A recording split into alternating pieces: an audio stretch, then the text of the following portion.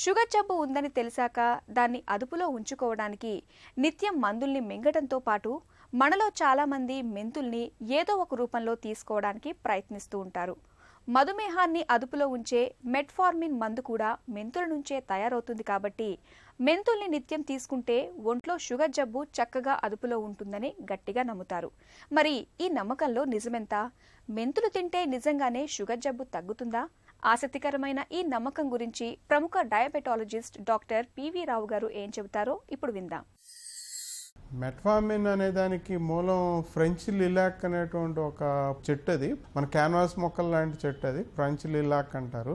అది పువ్వులోంచి తయారైంది. 1950 ఆ దశకాల అప్పుడు ఫ్రాన్స్ వాళ్ళు తయారు చేసిన మందు మెట్ఫార్మిన్.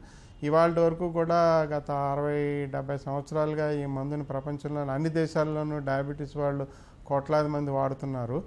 మెట్ఫార్మిన్కి మన మెంతులకి కంపారిజన్ అంటే ఒక 3 నెలల పాటు మెట్ఫార్మిన్ ఇచ్చి 3 నెలల పాటు మెంతులు ఇచ్చి ఒకరే రకంగా రక్తంలో గ్లూకోజ్ తగ్గింది, ఒకటే రకంగా వాళ్ళ రక్తంలో కొవ్వు పదార్థం కొలెస్ట్రాల్ ట్రైగ్లిజరైడ్ తగ్గింది, వాళ్ళ రక్తంలో ఇన్సులిన్ రెసిస్టెన్స్ అది కూడా తగ్గింది.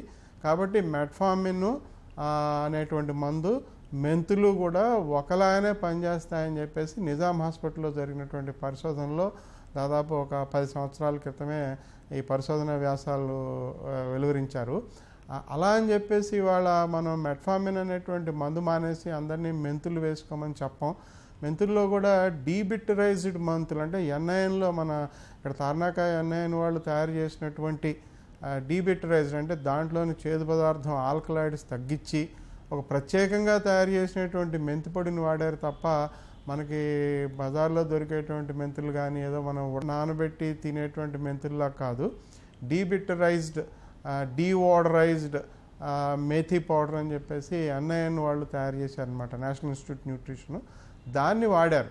అది వాళ్ళ బజార్లో అంతగా అందుబాటులో లేదు. కాబట్టి మామూలుగా మీకు దొరికేటువంటి మెంతుల్ని వాడుకుందాం, మెట్ఫార్మిన్ అనేటువంటి మందుని మానేద్దాం అనేటిది కరెక్ట్ కాదు.